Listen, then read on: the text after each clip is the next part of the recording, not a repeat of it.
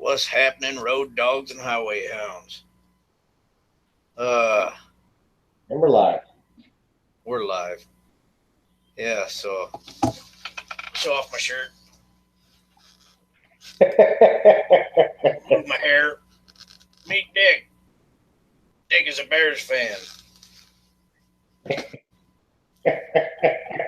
That shows up well too. Could you read it? Oh yeah, you can read it. So, That's yes, me and my son went to the grocery store, and we're walking in the grocery store, and everybody's walking on my heels, and I'm like, what the heck is everybody following me for? And then he was following me, and he said something about everybody reading my shirt. Gotta love it.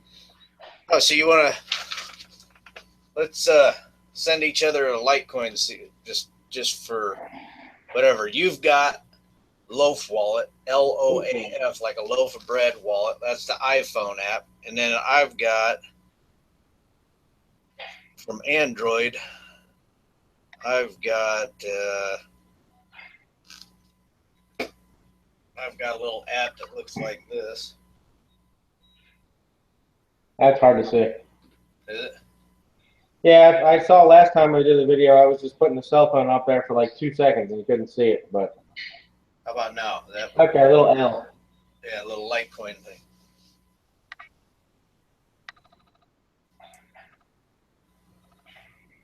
All right. So here's my address. Is there a way you can make it bigger? Not with my limited talent or whatever. All right, hold on. Let me see if I can take a picture of that. Go for it. See if you can get it closer. It's a little blurry. Whoa. Might not work. Oh, it worked. Okay, I got it. That's crazy. So you can send addresses through the video. Oh. So 1.0. And then I hit pay. And put in my super secret PIN number. Done. I sent you value that fast. That fast. I got it. It says this payment should be spendable in a few minutes. So we never talked about that last time either. You have to wait, or you can probably explain it better than I can, but I'll try first. The way the cryptocurrency works is it's all based on math, and there are people out there that are generating Litecoins. I don't know if they're doing the math or the Litecoin system is, but the math has to be done to figure out whether that transaction was legitimate or not. It'll do all the calculations. And I believe, 5 or 10 people have to confirm it before it's legit, completely legit. Yeah, usually they, I don't know exactly. You probably know more about hashes and stuff. Yeah, MD5 hashes, that kind of thing. Yeah, like something you said. I said something about SHA-256. Bitcoin is SHA-256, and then Litecoin is something else, but it's a different one. But what was interesting is what you said. You told me SHA-256. You knew what that was. That's 256 digits. Yep, bits of encryption. That's used in Wi-Fi encryption, and that's used in SSL encryption, I believe, for web pages. I've generated and received quite a few SSL certs in my day as an IT professional, let's call it. Yeah. So now Litecoin is script mine. You know what that is? Nah, I don't know all that yet. So that's so in your app, by the way, do you have the confirmations? Like when you sent me Litecoin in the past, right now the one I just sent you, it says 1 confirmation. Oh, does it? Yep. And it's in gray. Well, I'll put it up there on the screen. So you'll see that the Bitcoin was changed from 1.0 to 1.001, I believe it was. 1.001, yeah, so the fee was in there, everything, it just automatically takes a fee. And if you do the math, 0.001 of a Litecoin, was like a penny. It's not much. So the fees versus, well, I guess technically Visa doesn't have a fee for the user, but Visa has a fee for the seller, which quietly raises prices. So if people were to use digital currency, if it ever becomes that mainstream, then the fees would go down and the products would be charged, or they would charge less for the products that you're buying. And in turn, everyone wins, if you will, if less people are taking fees out of the system. Right. Now, see, when you're running the full client, like you downloaded the full client, and Yep. you can control your fees. That's one thing I've noticed about these the app is you can't control the fees on it. So Yes, with the client, I could tell it. know about the Android app for Litecoin Okay. is that if you look over here, that like I got them green dots here. Uh huh. Those green dots is kind of like a growing pie chart. So that's kind of telling me how my confirmations are coming in and stuff like that. Okay. And it takes a few minutes. But the thing is that it's already the balance is already credited to this, but I don't know if it let me spend it. Let me send it back to you. Okay.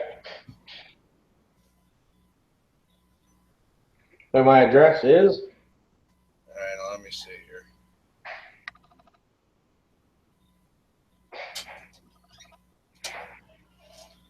All right.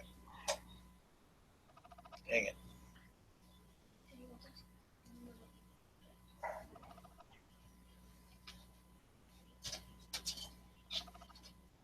And the reason that this is secure is because with Visa, if you put your credit card number on the screen, people can steal that and take your money.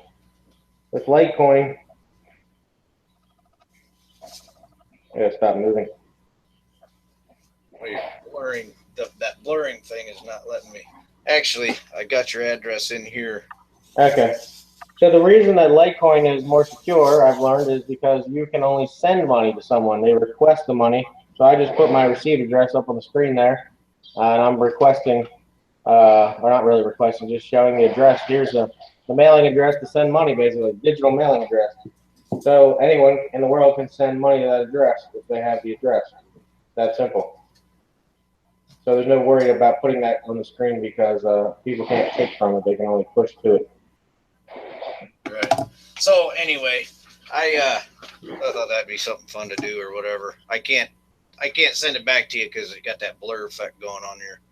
Okay. Yeah, you put the blur effect so you wouldn't see the mess in the back kitchen there. See, I'll bust you out, man. Ah, okay. Yeah, that's the problem. I threw you right under the bus, didn't I? Yeah. I guess I can turn it off if everybody wants to see the messy kitchen. Oh my. I just pointed toward the wall. But anyway, if we were in person and not, let's go with 1,500 miles apart, maybe less than that, but anyway, if we were in person, it'd be much easier to basically hold our phones up to each other and send money back and forth, like I was talking about in the last video. Person-to-person transfers are very simple. Yeah, it's just it's pretty simple. But the reason why I wanted to do the broadcast or whatever was something that you said. You said how many cryptocurrencies are there? Yes. And so that's kind of what I figured we'd do this one about. And that's where you got that website, coinmarketcap.com. Yes, I'm scrolling to the bottom and it says 100 of them. I guess it says next 100 at the bottom. I'm on coinmarketcap.com. Okay. Yeah, so this website actually talks about how much the market share is by each coin, or by at least most of the cryptocurrencies. And so I just figured I'd go over the top 10 and kind of explain what I know about the top 10 currencies according to market cap. And I've got a video about market cap isn't everything. And what do you do with market cap, and what does it mean? And people can go back. Maybe I'll put a link down in the description below about market cap, because the thing was, this Steam currency came out and it was like number 2 or 3, and nobody had known about what the heck it is. Yep. And it was like, it made me ask the question, what is market cap? Because everybody gets all gooey about market cap. Yeah. But market cap just means it's big. It doesn't necessarily mean it's better, you know. Okay. I went to the bottom of that site and pressed show me all of them. There's 766 different digital currencies that they're keeping track of. So that's quite a few. Looks like some of them at the end there may be defunct, but at least it's listing 766 different digital currencies on their website they're tracking. Yeah. There's a lot of them that come up, and there's a lot of them that go away, but they never really totally go away. You know, there's stuff that still has value, you know. And so Beta versus VHS times 766. Yeah, you can still, you know, buy record albums and play them, but you know. Yeah, it's not common at all. Yeah, so basically, I printed off on the on my sheet because I like paper. Nice. I'm one of them old school people, you know what I'm saying? Yep, old school paper. Yeah, so I just printed off the first page of the top 10 of the top 10 on CoinMarketCap as of 8/27/2016 at 11:37. But we know what Bitcoin is, right? Bitcoin was basically the first cryptocurrency. It's got a $9 billion market capitalization, and the price is 568. It's the first one, and it's got that first mover effect going for it. And what time is it right now? What time is it now? Here it's 12:44. And how long since you printed that page? Oh, just like an hour ago. The price right now is $569.62. So what was the difference? Like $1. And those prices change from exchange to exchange, so it depends on where you're pricing things from, too. Okay. But so we know what Bitcoin is. I'm going to explain Bitcoin, right? It's basically looked at as the gold of the cryptocurrency space. Yes. Right. So now, Ethereum. Talked a little bit about what Ethereum is. Ethereum is a Turing complete cryptocurrency, and it has a market cap of 900 million, and it's worth $11. Now, there are 3 versions of Ethereum. Okay? Mm-hmm. It gets kind of confusing. And what this one is ETH. This is Ethereum hard fork. And what happened was they had a decentralized autonomous organization. And it gets real complicated what these guys were doing.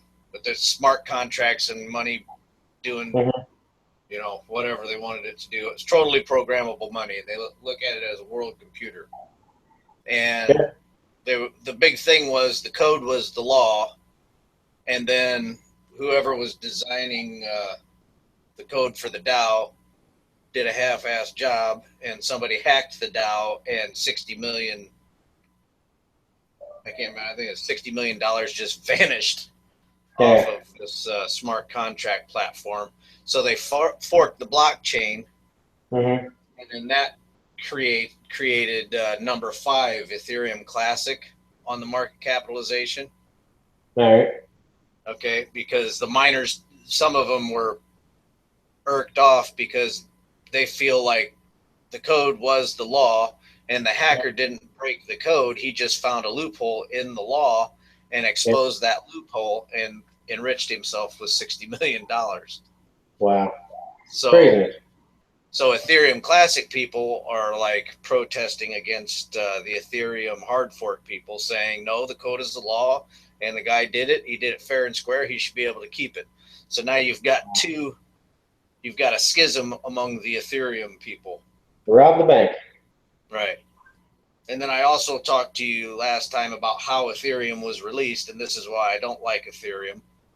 It's just, it's got 12% was given to the developers, 60% or so, was given to the people at the pre-sale. So they got basically about 70% of all of the value supply. tied up.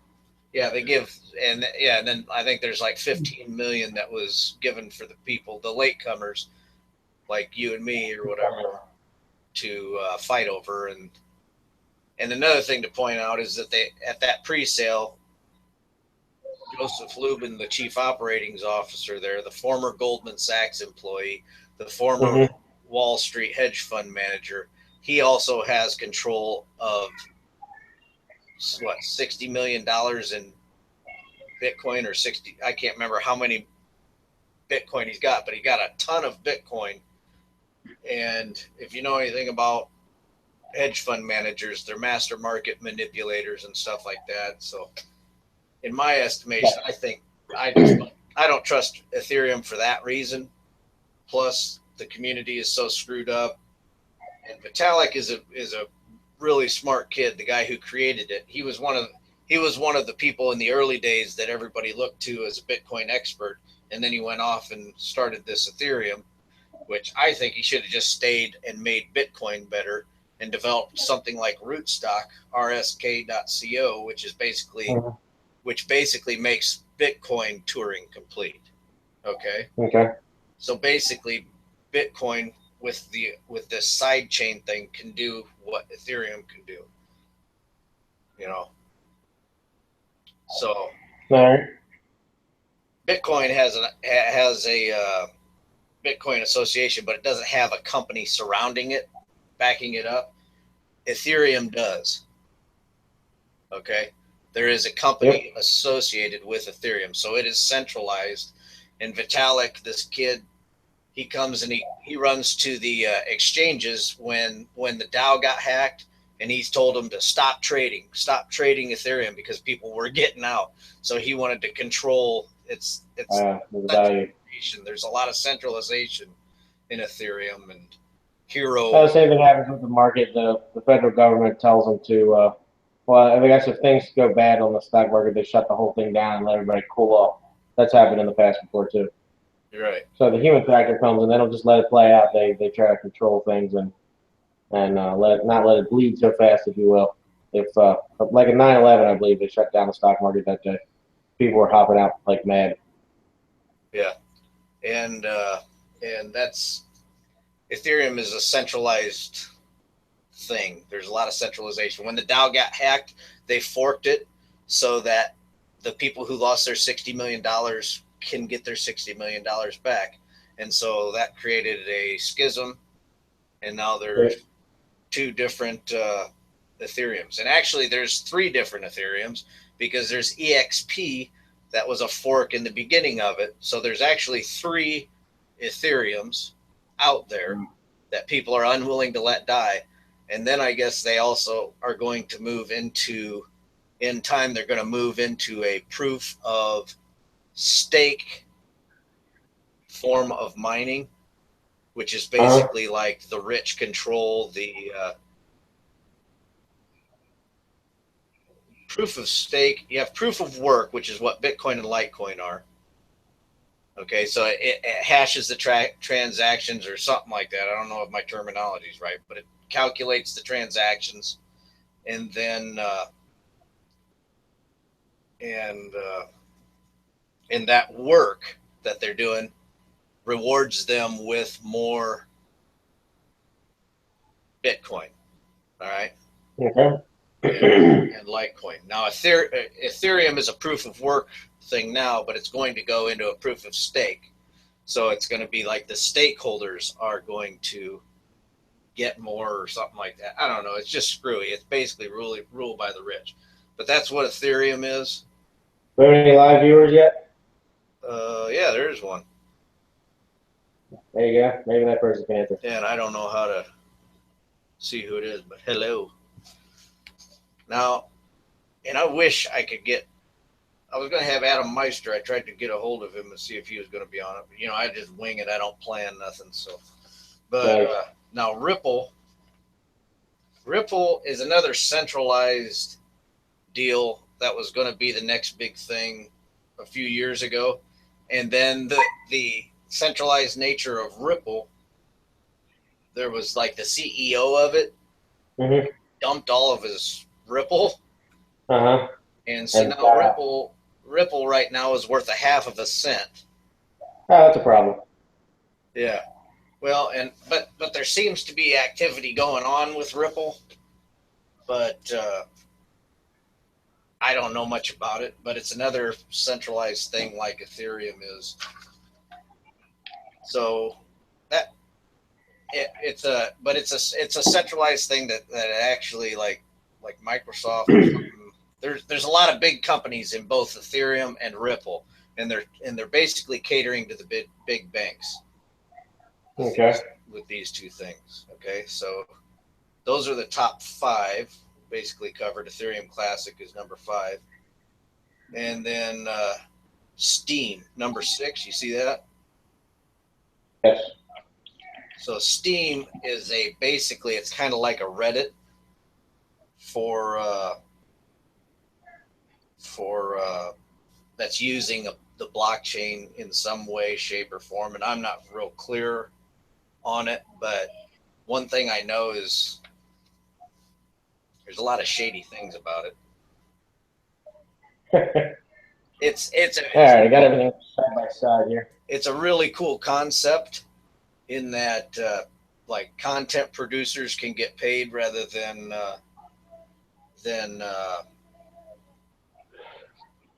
Google putting ads on your stuff and giving you a nickel or something like that for what you're doing. But Steam, I think you can go to steam.com and look it up.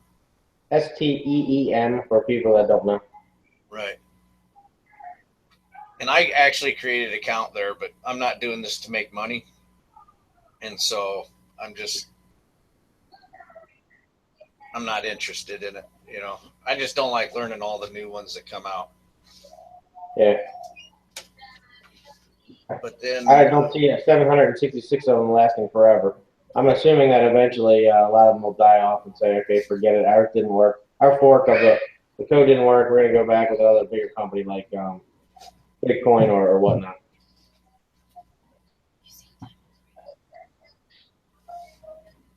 right. Holy cow. I just realized I'm running short on time, but I'll get through this real quick. Okay. So basically, Dash and Monero, number 7 and 8. Yes. Well, let me go back to Steam real quick. So Steam, you have to lock your money away for like 2 years, and That's a problem. Didn't know that. And it's also the price is less than $1 per share. Yeah, or per coin. It's something also. It's a totally foreign concept than Bitcoin and Litecoin. Okay, so Dash and Monero. Okay, these are two coins that people are looking at, and they want to make sure that things are anonymous. Uh-huh. And so they're coins that were created that you can't trace who or what sent. Like if I sent like that transaction that we just did. Yeah, people can watch the transactions. Yeah, you can trace all those. Yep. It's open source and open ledger. But Dash and Monero are two competing things to be on the down low. Okay. And then this NEM, I've never heard of that one. That's a new one. And Lisk, I've never heard of that one either. Down at 9 and 10. But number 10 is MadeSafe coin. You actually downloaded the client for MadeSafe, right? Yeah, that was months ago, and I guess it wasn't ready. I downloaded the client. No, I don't even know if I was able to download the client, but I went to their website, and I see the MadeSafe coin is out there, but the currency, but I was not able to join the network. I'm not sure if it's up and running now or not. Yeah, it's up and running now, I think. I'm pretty sure. And I'd like to hold MadeSafe because I believe in the concept of a decentralized internet. I just don't know how, you know. I've been Yeah. looking, I've looked for on how to hold them on a paper wallet, cold storage, but I can't figure it out. So I don't have any MadeSafe coin, but I believe in that concept and all that kind of stuff. Yeah, that's another issue that we didn't bring up before. If yeah, anything ever happened to the internet, a lot of these currencies would have trouble keeping themselves alive, if you will. But I guess the internet is such a big thing now that's in every country in the world. Um, they would find ways to keep it up and running if there were issues. Right. Yep. So basically, that's top 10. I just thought, you know, it kind of that'd be helpful for a beginner and throw that out on the on my channel, and somebody else come along find it. That'd be a good explanation for them. But that's about all I got, really. Let me check my check the Litecoin you sent me. Oh yeah, I got it fully confirmed and all ready to go. Okay. Yeah, it only takes a couple minutes, I think 2.5 minutes to get the first confirmation, and then after that, the confirmations come in quicker than before. And if you're like a merchant, let's say you accept Litecoin at a store, if it, like we said before, if it was like a vending machine, you would just accept it and vend it, and I guess you could say you hope or you're pretty sure the transaction would be confirmed, no problem. But if you're selling a large item, a lot of money, you're going to wait for 2.5 minutes for at least the first confirmation to come in, so that you know that the money or the value of the store of the money is legitimate. Yep. And on my side, transaction history is missing because I didn't put my PIN number in. So today's the 27th, and it just says confirm my block number, and it's 105-1913 at 1 p.m. So I guess that's in Central Time too. I'm in Eastern Time. It's almost 2 p.m. here. And I know we didn't send that an hour ago, so not sure. I guess it just confirmed it completely. And it takes away the number of confirmations when that happens. Like I said, I think it's 5 or 10, and it says, okay, we've got enough confirmations, it's legitimate, and then they mark it as good and move on. Yep. So that's pretty much all I got. And then everybody's kind of coming in here and looking at me and giving me dirty looks because the birthday party starts at 1 o'clock Central Standard Time. People are showing up at my house, and I'm in here talking to you. All right, well, I guess you better go then. But no, that's all I really wanted to do. But we'll keep doing this, and I'll keep posting stuff, and we can all grow together. But there you go. That's all we got. I'll see you later. Adios, muchacho. Shut her down.